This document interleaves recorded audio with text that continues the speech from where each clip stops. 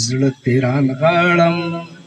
خو بیا هم خامخا سترګې لګي زړه تیران غاړم خو بیا هم خامخا سترګې لګي د چم خبره د بیګا او سبا سترګې لګي زړه تیران غاړم خو بیا هم خامخا سترګې لګي د چم خبره د بیګا او سبا سترګې ملګرو د پام ملګرو ته او خصوصا افتاب صاحب ته چې هغه زموږ په مېلمانه ګڼو چې هغه د ډېر ابتدایي دور نه چې موږ د ادب سره تړلي شوي یو نو هغه زموږ رهنمایي کړې ده زموږ استاد دی نو موږ او ژوند بیا تر عیسی هم دلته زموږ سره په بونیر کې ایستلې ده موږ داسې ده چې نن شلم جون دی او شلم جون د دې پښتنو د لر او بر ټولو پښتنو د ساحل صاحب په نوم باندې منسوب کړی دی او د تېرو دریو کالو نه مسلسل دا شلم جون د رحمت شاه ساحل صاحب چې هغه د پښتو ژبې یو ژوندی اواز د پښتون ثقافت او د پښتو ادب شعر و شاعرۍ د هغې مین دی او په دې خاوره او په دې خلکو باندې د هغه بلاش احسانات دي دا د هغه د خدماتو او د هغه د جدوجهد په بدل کې دا ورځ چې کومه ده نو دا د ساحل صاحب رحمت شاه ساحل صاحب په نوم باندې ده نو موږ هم نن چې راغونډ شوي یو دغه ورځ دغه ماښامې د ساحل صاحب په نوم باندې لمانځو ساحل صاحب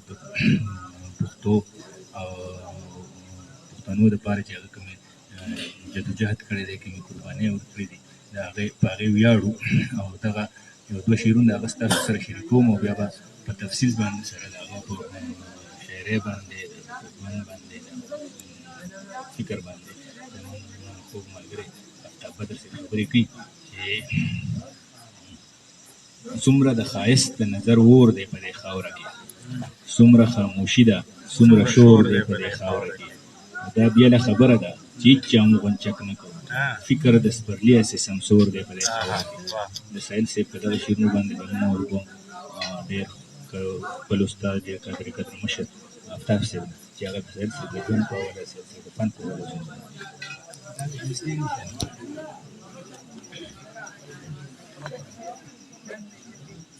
بسم الله الرحمن الرحیم رب اشرح لي صدري ويسر لي امري واحلل عقدة من لساني يفقهوا قولي.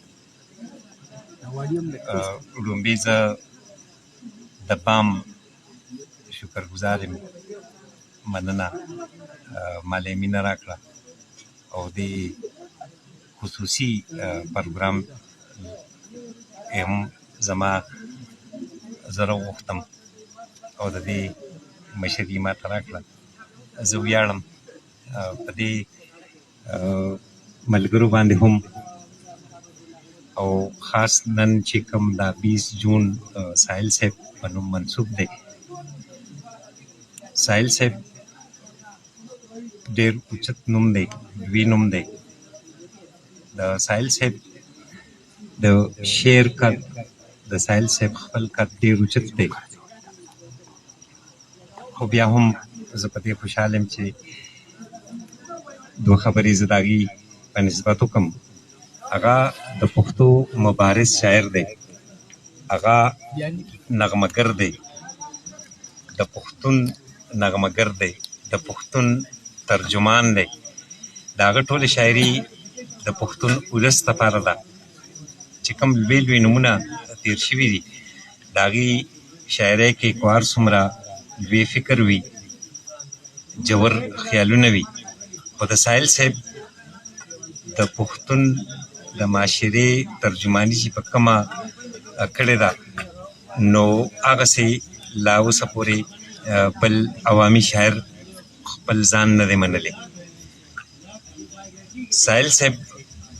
د پښتنو دپاره یو تحفه ده او پکار و یو کام دپاره د کام شاعر پکارو او هغه ساحل صاحب دی اوس خو دې نه پس څوک هم راځي د ساحل صاحب په نقش قدم به راځي ساحل صاحب موضوعات د عام پښتون د ژوند موضوعات مې راوچت کړي دي. پښتون چې چېرته هم په مسله راغلی دی نو هلته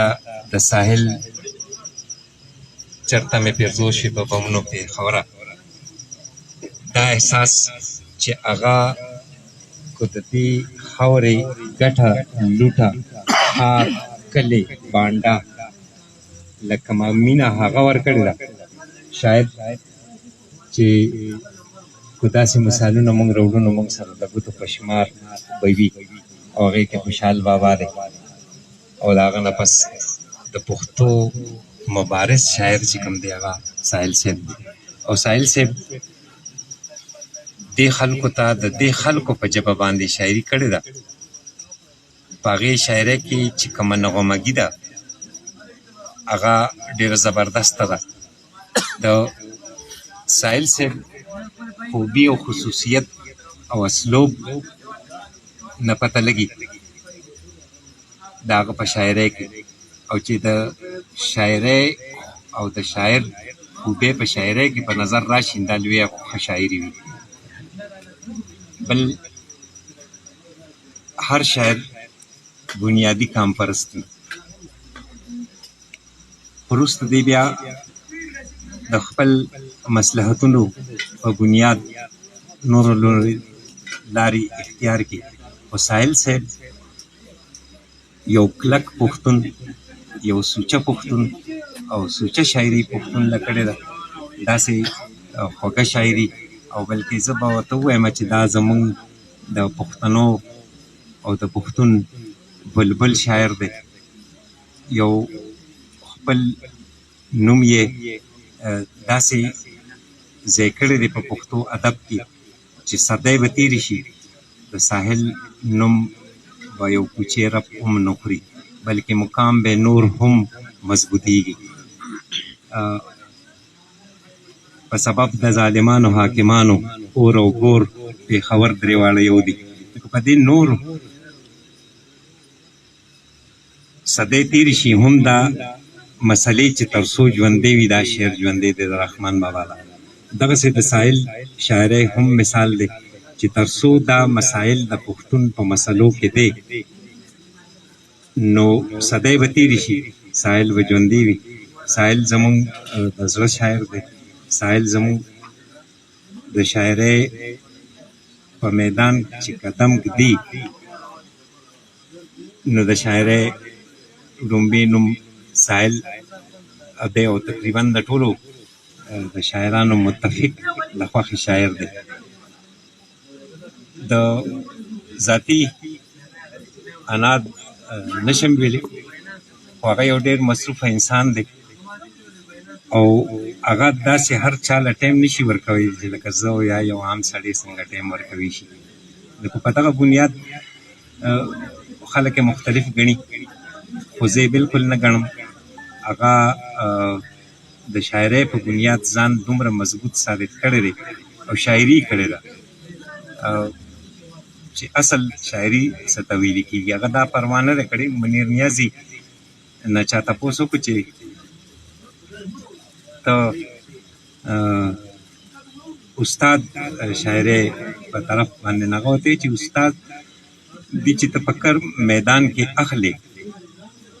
نو ته به بیا په ځای ودرېږې استازي به زده کوې او مخکې به نه ځې. او شاعر چې کوم موږ له تقدیر او مقدر کوم استادان را کړي دي هغه کافي دي او موږ خو شاعر مخکې لارې وباسي او مخکې روان وي. نو ساحل صاحب هم د دغې څیز پروا نه ده کړې، شاعري کړې ده او په مخکې تللی دی. او زموږ پښتون قوم له د پښتون ځوان لپاره په شاعرۍ کې اطلاع وي او پیغام وي. دغه اطلاع او دغه پیغام د پښتون قوم دپاره دی. موږ په هغه ویاړ کړو، پښتون قوم ټول په هغه ویاړي چې زموږ سره داسې یو نغمهګر، داسې یو مبارز د کام شاعر د پښتون له سوچه او خالص شاعري کړې ده، د پښتون جذباتو له، د پښتون حقوقو له، د لاندې طبقې عکاسۍ کړي دي. په هغه په شاعرۍ باندې خو کتابونه لیکلي شي، په څو جملو کې به زه د هغې شاعري راټوله نه کړې شم، خو یو پیره بیا زه د بام د ملګرو شکرګزار یم، مشکور یم چې دې د پښتو ادب هستي ورته ویم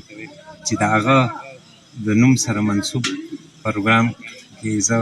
مېلمه کړی یم. ډېره مننه د دې کوم او ساحل صاحب په ژوند کې الله نور هم برکتونه واچي چې د پښتون لپاره نور هم سندرې ولیکي. مننه. زبردست.